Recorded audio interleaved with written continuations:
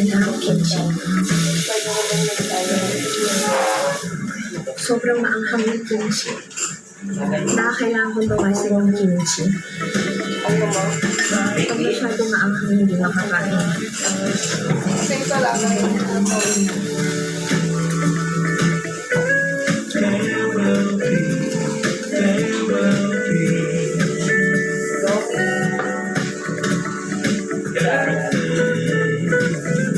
Dalawa lang.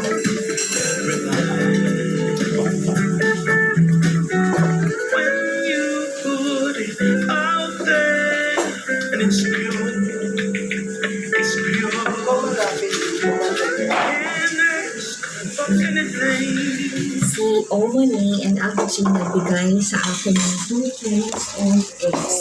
So, hindi ko kailangan bumili ng itlog kasi binibigay na ng ganan ko.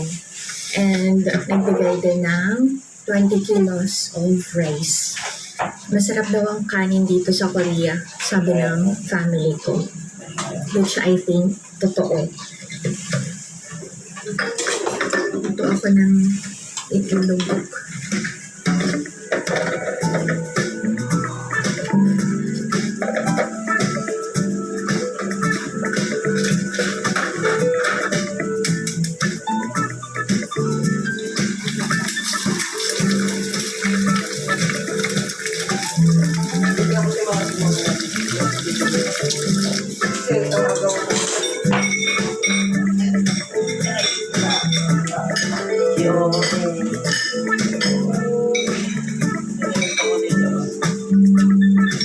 This is our breakfast.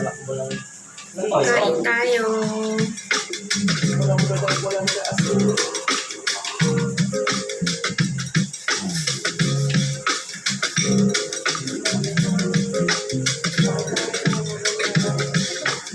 Anong kanin to? Ano? Kimchi fried rice.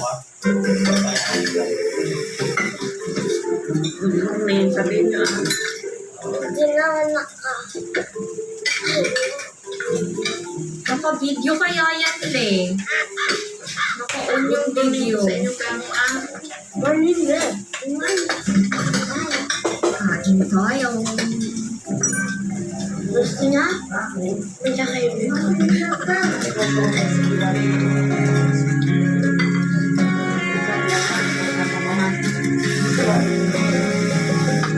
Bakit sa sala kayo natutulog? Kasi may pasok lahat.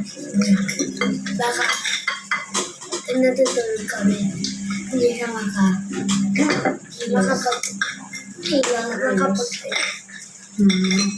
Ikaw, ate. Kasi ma-presko dyan eh. Malamig. Saan? Sana. Mas gusto mo doon kaysa sa room ni ate? Kung may pasok din sila, ma-istorbo sila.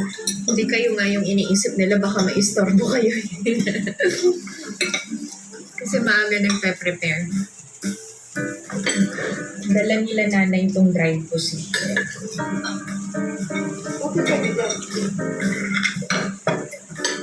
Ano gusto mo?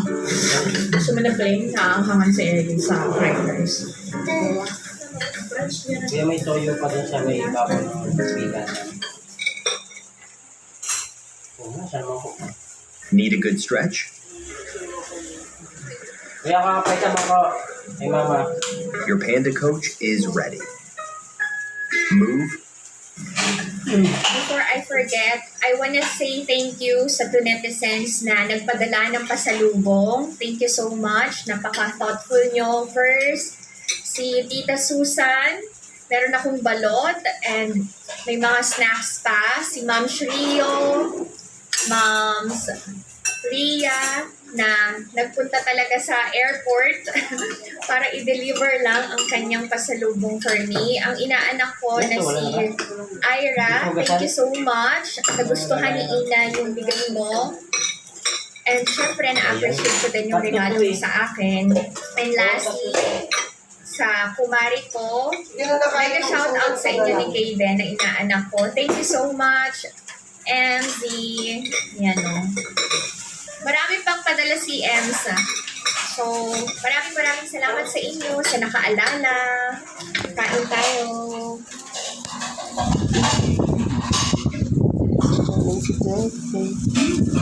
Salami.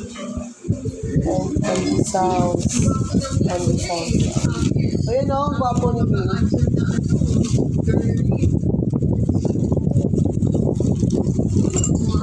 Balik mo na yun. Dito pala siya maganda. Kunin mo yung daddy. Daddy! Ulang. Bigyan ka pa dahil sa pogi. Ay, ako lang po. Ayaw mo humingi ng pera sa magulang. Paglo. Palit sa babae, iiwan ka ng sa ugali sa tsaka pinagkakawa. Tama. Ganyan dapat ang mindset. Tsaka natin start. Kailangan talaga ipalit.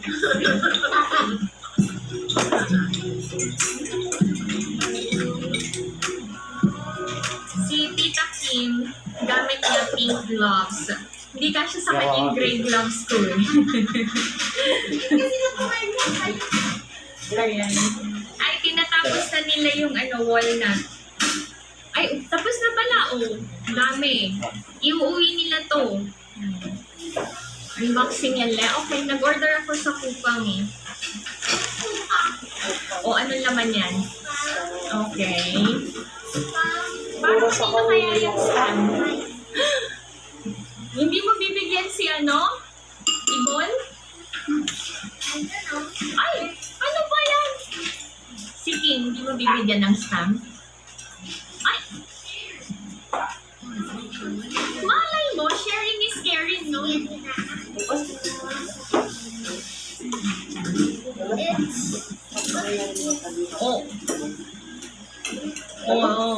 It's soy sauce. Soy sauce yan, soy sauce. Okay, next. Ano yan? Garlic. Anong garlic? Ano ba yan? Onion.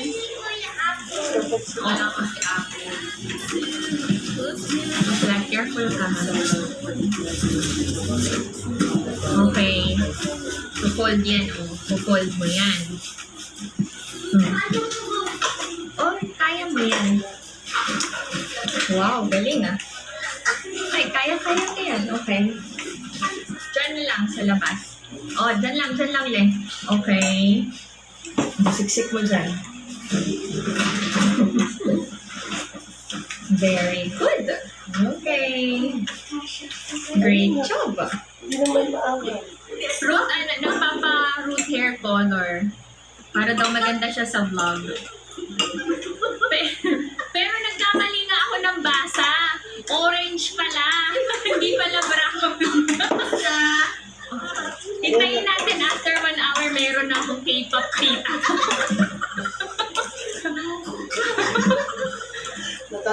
Magugulat si Ina tsaka si Idol mo lang.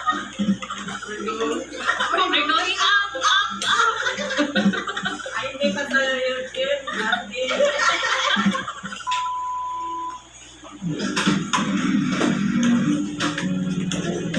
Iyak yan dito mo. Pag-islang. Hindi mo sila doon. What can you say Pino naman yung tuloy. when love goes away that hasn't been said before? I have no right that's different this time. There's no words to sing anymore. I haven't a clue.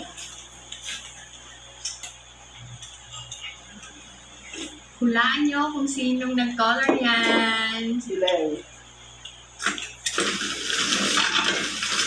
Prepare ako ng spaghetti.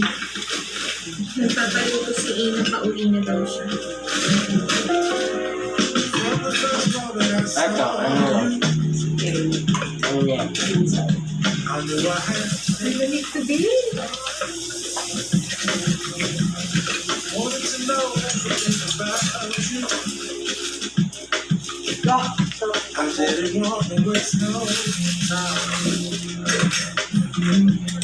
Ina is home. Okay, baby ko. Kapuki kensa na? Ellie, you want to eat kapuki? Ha? Eat na. Hindi, ano ba yan? You can eat with Ate Ina naman. Hindi niya alam kung gusto siya. Sige na, try mo. Oo. Kain na ka. Yes, kumain ka daw. Oo, dali na. Okay.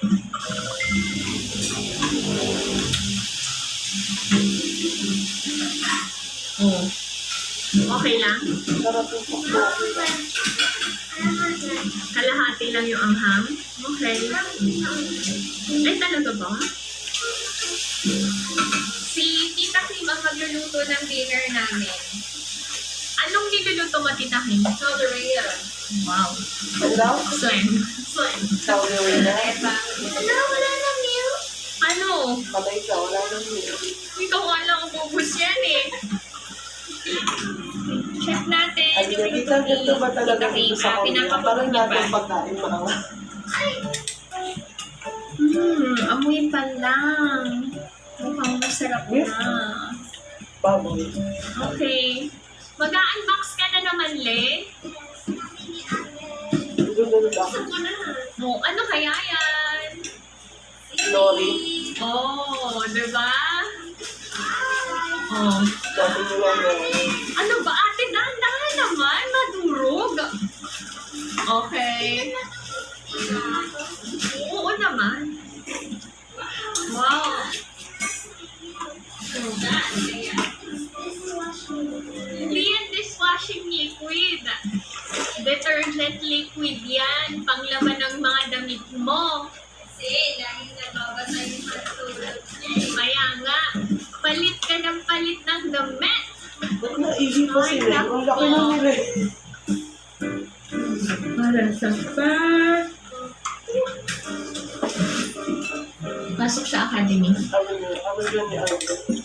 This is Kaya our nakakaawa dinner. sa Korean. May pasok ng Pork mga bata na caldereta. umagahan ko hapon. Cooked by Tita Kim. So, uwi lang sila para kumain. May academy na sila gano'n sila. Masarap naman. Caldereta. Ano, academy, pagka mga senior high na, para mag-prepare sila, makapasok sila sa college. Masarap Tita Kim. Kasi yan, kailangan yung papasukan mo school, papasahan mo na, ipasa mo yung entrance exam. Wow!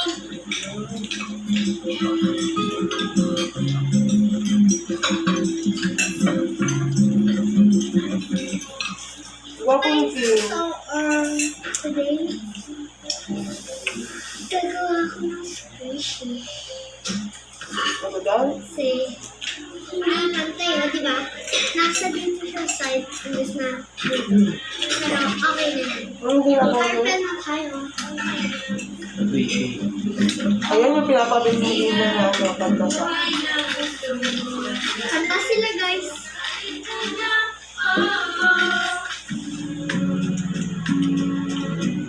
Alex and Ijan are home. You're going to try pork ribs caldereta. Yung parang ano, ang lungkot-lungkot na Cooked by lang. Tita Kim.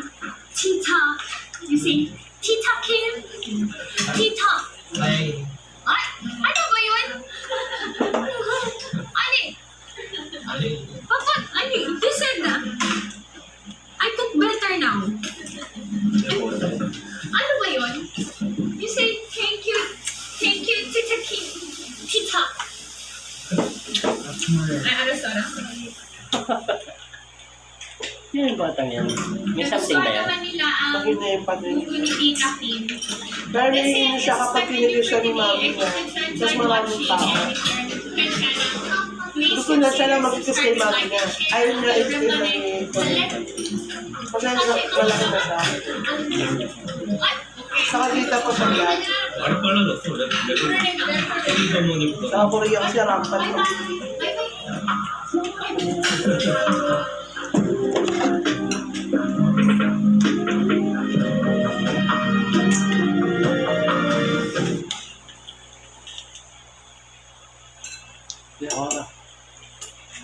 Maraming in-order si Tita na whale. So, yun yung kakainin natin. Pwede naman ito lang kita. Kung whale mas si Tina ka. 맞아. Acho que opção eu. Oo, masarap daw. Masarap at mahal. Mahirap daw. 10 ang patay ng magdire-diretso ang isang bus. Kung ito ng CCTV ng Huwebes, May 1. Isang pampasaherong bus ang bumangga sa mga sasakyan na nakapila sa Toll Plaza ng Subic Park Tarlac Expressway o SX. Sino yan? Dalawa kami sasakyan na Ayun, sobrang tanda mo yan. Siya lang nabuhay. yung van ay mahaba. Yung Pero asawa wala at na anak sa niya hindi pa. patay pa. Masaya kang naglalakbay. Hindi namin alam. Papunta sila sa church. Panganib sa likod namin. Sa likod sumakot. May gawa Pumasok sa ako sa likod. isip ko, nagdadrive ako. Sabi ko, bakit iba yung nakikita ko? Napag-ipitan pa rin Yan sila. yung may namatay, di na mag-asawa. Ang nabuhay lang yung baby niya sa likod. So sabi ng nurse ko, kung hindi kang gumagalaw, sir, posible ka namin na wala na. Nang bigla akong marinig na, asa yung social Bible? Nung marinig ko yun, Ang bugbog pa lang hindi ang lang tawag ako niya. durog. Sinaw. Hindi kasi makalagtas din ang Pero yung mag-asawa sa kotse, patay eh. Tapos ang nabuhay na yung anak nila sa likod. Kasi meron siyang yung Magandang araw po mga Kung ikaw ang kapuso. driver, Welcome to eh, iwas mo kasi ILSN. na-type ko. Alam niyo po ba na ayon sa datos ng United Nations noong 2023, mahigit 32 katao ang namamatay kada araw dito sa Pilipinas dahil lang sa mga aksidente sa kalsada. Kung susumahin naman natin sa buong mundo, tinatayang halos 1.2 million o mahigit 2 tao kada minuto. 2 tao kada minuto ang namamatay dahil lang sa mga aksidente sa kalsada. Yan po ang pag-uusapan natin ngayong araw at ang makakasama ko po dito ay isang taong binago talaga ng isang aksidente sa kalsada ang kanyang buhay. Maraming salamat sa iyo, Jerry. Thank you for joining us dito sa ILSN. Si Jerry Watson, ng Kapuso, ay kinuha ng aksidente sa kalsada ang iyong buong pamilya. Opo. Kumusta ka na after 1 year from that accident? Sa tulong po ng Panginoon, ako po ngayon ay nagpapatuloy sa buhay bilang paglingkod sa Kanya at sa mga naiwan na pamilya. Pero natanggap mo na? Opo. Nakakop ka na? Tinatanong ko to sa iyo kasi gusto kong ma-make sure na okay ka na Yes, talaga. okay na po. Oo. Sa tulong ng Kasi syempre gusto namin malaman ano yung from your point of view yung nangyari doon sa aksidente. Dahil sa lakas ng impact ng pagbangga, ang van at SUV na pamagitna sa bus at truck. Nakiting parang mga lata ang mismong driver ng van na si Jerry Watson na unang sinaldo ang bus, himalang nakaligtas. So kayo ay papunta nun sa Pangasinan. Yes po, children conviction. Oo, ang asawa mo ay isang doktora. Opo. Oo, Doktor? tapos sino pang kasama mo? Yung hipagulin po at saka mga ka-churchmates namin, mga kaibigan namin. So papunta kayo sa isang church event ba? Opo, children conviction po. So kasama mo rin ang anak mo? Opo, Ilang taon yung anak mo? 8 years old po siya ng time po na yun. Anong pangalan mo? Jeremiah Miguel Watson. Lalaki. Opo, Ang ganda ng pangalan, Jeremiah. medical. Oo. Oo. Ito ang kuha ng CCTV footage sa malagim na aksidente sa Toll Plaza ng SETEX noong May 1. Nung nangyari yung aksidente, paano ba yun? Kasi kayo ay nakasakay sa isang Sa van. bus na katulog. Tapos, may bus. Nung nandito na kami sa expressway, ang nangyari po is, siguro 1 kilometer na lang ang natatandaan ko. Hanggang ngayon, iniisip ko kung ano yung nangyari pa after 1 kilometer, wala ko pong alam. Opo, so yun naman sa Panginoon. Kung maalala ko siya at malalayo lang ako sa kanya, wag na. So, ano yung naaalala mo dun sa 1 kilometer? Wala na po. Mula after 1 kilometer din accident, nagising po ako sa hospital. So yung accident pa, wala akong naramdaman. Kasi sobrang bilis ng bus. Kita naman po yung accident namin. Dalawa kami sasakyan, sobrang tupi. Yung van ay mahaba. pero wala na sa isang lipat kung makikita natin sa mga video. So, wala akong naramdaman talaga kahit ano. So, nagising ako sa hospital. Yuping-yupi ang van at SUV Yan, na magkaroon ka nakikita ng sa tubig. gitna ng bus at truck. Tubig. Makikita namin yung ano, nakita namin kanina, parang yung sardinas na kasama sa loob ng binatang namin. Kaya medyo nahirapan kami sa pag-extricate kasi tatamaan mo yung may tatamaan ka sa katawan ng mga nandun sa loob eh. Ikwento mo sa akin yung naaalala mo